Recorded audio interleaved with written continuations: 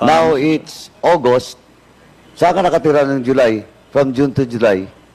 Doon po sa mga kaibigan ko po, Mr. Chair. Saan yun? In Angeles din po. Sino mga kaibigan?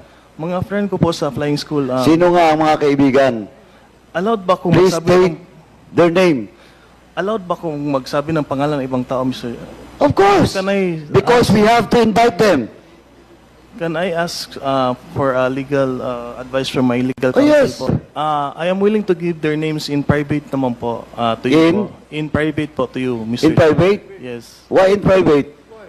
For their privacy naman po, Mr. Chair. That's why I didn't... Privacy. Well, in fact, they will be invited in the next hearing. Actually, Eto, De La Serna, kanina pinapakinggan na kita, kaya sabi ko, eto, kung sinungaling ka.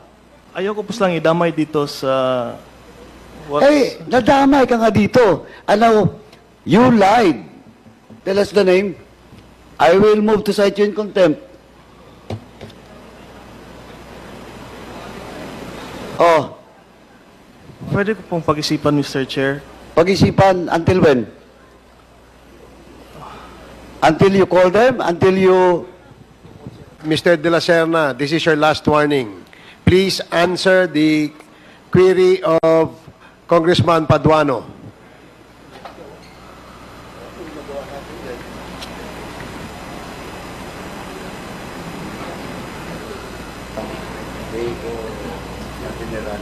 Anong pangalan niya? Anong pangalan? AR? You have 1 minute.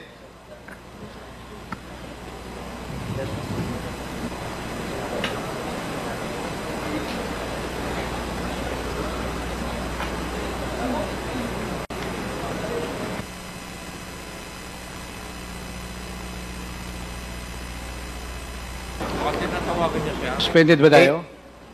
AR, may pangalan ba o wala? Are you pretending to